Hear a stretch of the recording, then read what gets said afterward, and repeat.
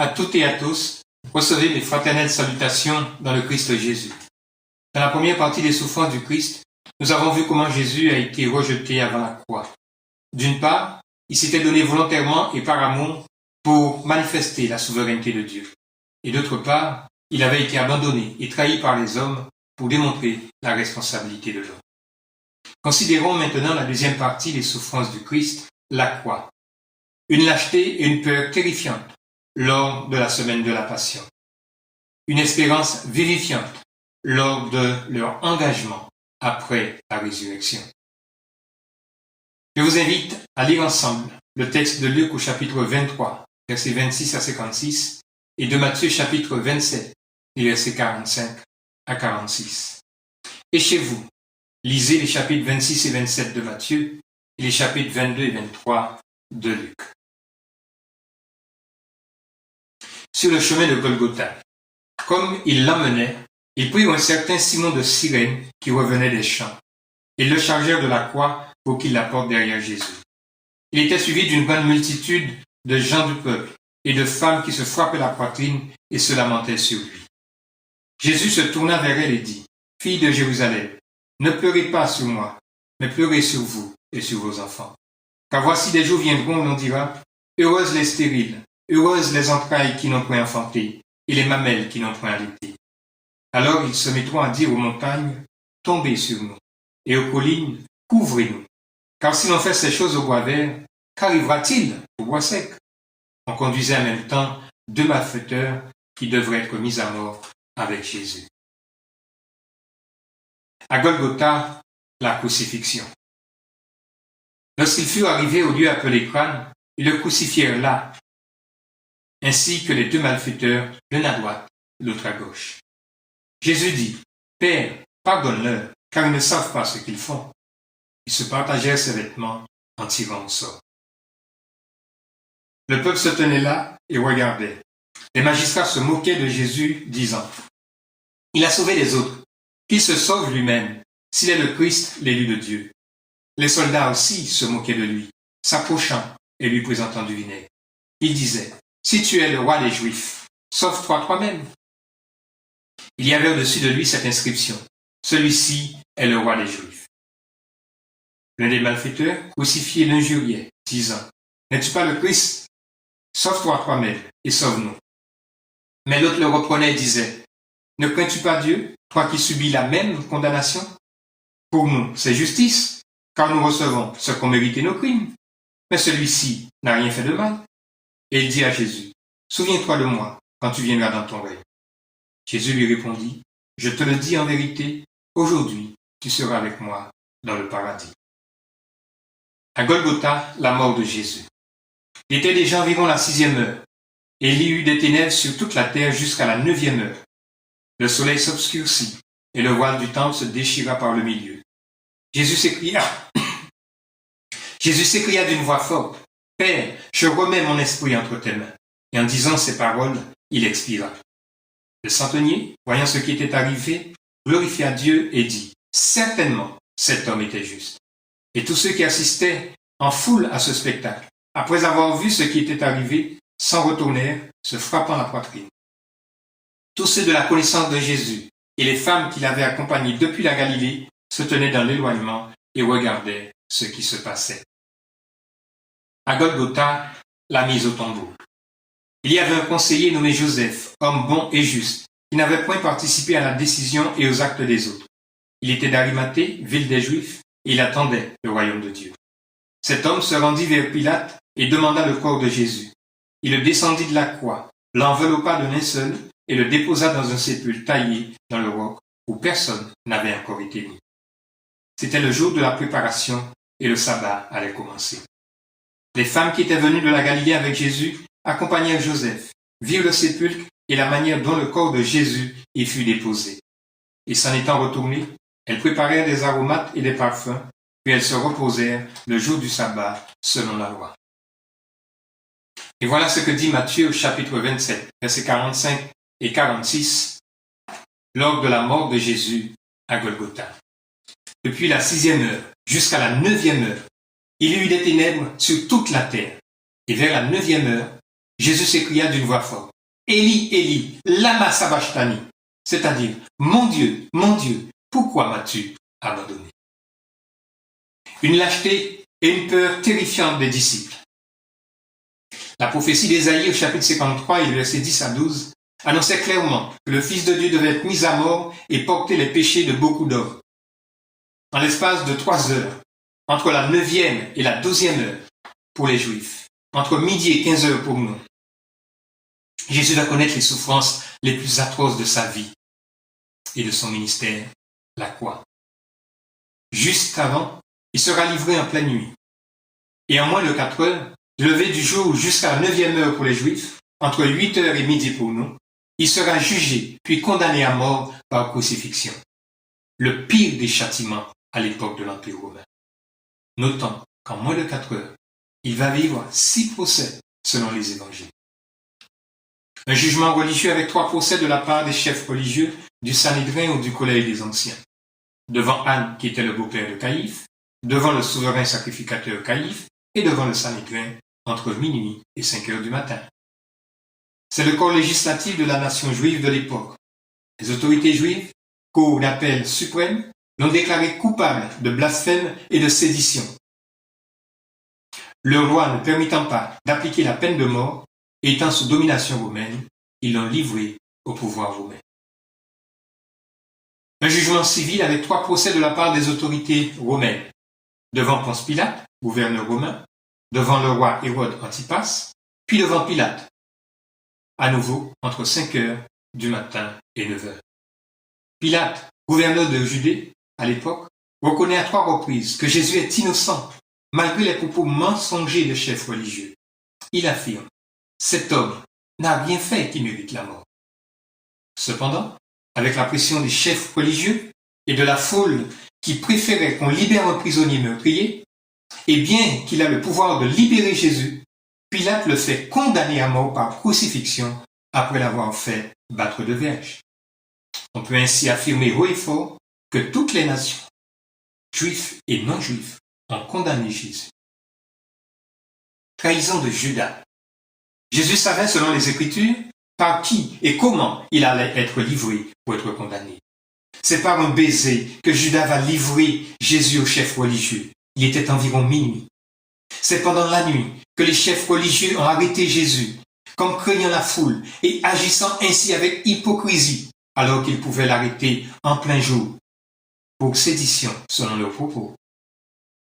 Mais c'était l'heure des ténèbres, l'heure du diable, sans savoir que prophétiquement, et selon la souveraineté de Dieu qui n'exclut point la responsabilité des hommes, ils étaient des instruments entre les mains de Dieu. Il est préférable qu'un seul homme meure pour tout le peuple, avait prophétisé en ce temps-là le souverain sacrificateur Caïphe. Nous le retrouvons dans le texte de Jean chapitre 11, versets 49 et 50.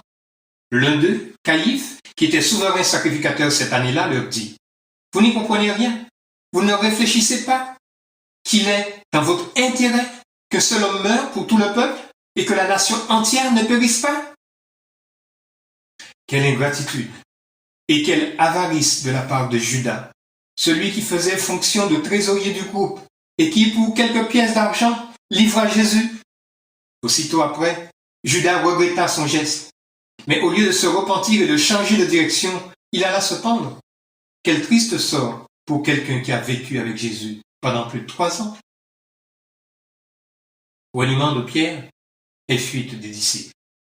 Même à l'heure de la trahison, Jésus manifeste son amour pour l'homme en guérissant celui dont l'oreille avait été coupée par Pierre. Pierre qui voulait à tout prix protéger Jésus dans le jardin de Gethsémani ou encore à la montagne des Oliviers. Précisons que c'est là que tous les disciples également ont pris la fuite. Juste après, ce même apôtre Pierre va le renier à son tour.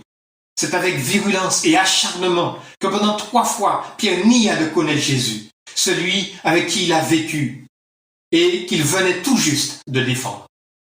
Quelle lâcheté de la part de celui qui était toujours aux avant-postes. Cependant, Pierre regretta amèrement son attitude et contrairement à Judas, il s'est repenti aussitôt et changea de direction. Abandonné aussi par Dieu. C'est le cri du Christ à la croix. qui confirme l'apogée de sa souffrance le plus solennellement. Mon Dieu, pourquoi m'as-tu abandonné? Il fallait que Jésus réponde pleinement et sans compromis aux exigences de Dieu. Il fallait un agneau sans défaut et sans tache. Jésus est l'agneau pascal. Il est l'homme-dieu sans commettre de péché. Seule une personne sans péché pouvait représenter toute l'humanité. Le prix ayant été payé à la croix, Dieu peut désormais pardonner beaucoup d'hommes. Notons qu'il est dit dans le texte biblique, ici et ailleurs, beaucoup d'hommes et pas tous les hommes. Car seuls, grâce à l'œuvre de la croix, ceux qui se confieront en Jésus pour le pardon de leurs péchés seront sauvés éternellement. Et les autres seront condamnés au châtiment éternel, selon ce que dit la Bible, toute la Bible, rien que la Bible. Une espérance vivifiante. Je remercie notre sœur Rosette et son équipe pour l'interprétation de ce beau cantique sur le mont du Calvaire. Ce cantique résume pleinement l'état de l'homme pécheur, perdu et sans espoir, et l'importance de l'œuvre de la croix, exprimant à la fois toute la souffrance du Fils de Dieu qui est venu mourir pour porter nos péchés, mais aussi la juste condamnation que nous méritons, c'est-à-dire la mort. Oui, cette croix me sera toujours chère, et elle restera jamais le prix de ma victoire. Par le sacrifice unique de Jésus, la couronne est offerte à ma foi. Je vous invite à réécouter ce très beau chant chez vous. L'attitude de Jésus envers Marie, sa mère. Jésus va confier sa mère, Marie, à l'apôtre Jean, son disciple bien-aimé et son ami le plus proche. Il le fait en disant, « Femme, voilà ton fils », en parlant de Jean, et « Fils, voilà ta mère ». Quelle délicate attention de la part du Fils de Dieu envers cette femme souffrante qui regarde la crucifixion de son fils. Jésus est conscient de la douleur de Marie et ne reste pas insensible. Lui qui a porté à la croix la souffrance de l'humanité pour sauver non seulement Marie et ses disciples de leurs péchés, mais encore pour sauver tous ceux qui croiront en sa parole par la prédication de l'évangile au temps des apôtres jusqu'à nos jours. Jésus a souffert comme nous et il a été tenté comme nous en toutes choses sans commettre de péché. Ainsi, par sa mort sur la croix, Jésus nous donne la victoire sur le péché, sur Satan et sur ses œuvres de ténèbres. La détermination des femmes qui ont suivi Jésus. Ces femmes ont suivi Jésus de son ministère jusqu'à la croix avec détermination. Pas étonnant de la part du Fils de Dieu de leur accorder une grâce particulière à sa résurrection. Ce sont quelques-unes de ces femmes qui iront jusqu'au tombeau le 3e jour. C'est à ces femmes que Jésus va apparaître et leur confier la première mission de l'annonce de sa résurrection. Ce sont ces femmes qui seront avec les apôtres dans la chambre haute pour prier. Aujourd'hui encore, nous avons besoin de telles femmes à côté des hommes pour accomplir l'œuvre de Dieu sans discrimination, sans forcément de parité, sans parti pris, sans préjugés, mais selon le choix de chacun et chacune. Hommes, femmes, enfants, vieillards, jeunes hommes et jeunes filles. La détermination des disciples. De l'âge qu'ils étaient, les disciples sont devenus les plus courageux, allant de ville en ville, proclamer la puissance de l'évangile et s'exposant jour et nuit à la persécution. Ils ont été frappés, humiliés, torturés, emprisonnés, et d'autres encore sont morts martyrisés. Mais ils ont gardé la foi et ont contribué à prêcher l'évangile tout en restant sages et prudents jusqu'à la mort, sachant leur espérance en Christ, qui a vaincu la mort et l'enfer, pour que nous soyons avec lui quand il viendra dans son règne. En conclusion, souffrance du Christ. Christ n'est pas mort en vain. À cause de nos péchés, Jésus, en mourant à la croix, a été fait malédiction pour nous. En Christ, Dieu est prêt à nous pardonner. Jésus est ressuscité et son apparition aux disciples les a transformés radicalement. Une détermination qui nous invite, nous aussi, à réfléchir quant à notre engagement. La détermination des disciples à proclamer la puissance de l'évangile face à la persécution doit nous servir d'exemple. Nous sommes encouragés à garder la foi dans un temps de souffrance lié au coronavirus. Et même si certains rendent les églises responsables de la peste, du choléra, de toutes sortes de plaies qui surgissent dans ce monde, et singulièrement en ce début du XXIe siècle du Covid-19, ayons pour nos compatriotes un regard plein d'amour et de compassion, sachant que l'heure viendra où Jésus lui-même mettra un terme à nos souffrances, parce que viendra la fin et le début d'une ère nouvelle en Christ, et ce, pour l'éternité. Lisez Matthieu chapitre 24. Une détermination qui, face au Covid-19, nous invite à rebondir d'une situation tragique. Face à une crise sans précédent, due au coronavirus, face à cette crise sociopolitique, économique, et voire spirituelle, la détermination des disciples nous encourage au principe de résilience, cette capacité à prendre la mesure des dégâts et de la souffrance causée par ce virus et à la surmonter avec la grâce de Dieu. Au 5 avril 2020, ce sont plus de 68 000 décès dans le monde, 42 000 en Europe, 8 000 en France. Ce sont aussi près d'une vingtaine de décès en Guadeloupe, Martinique, Guyane.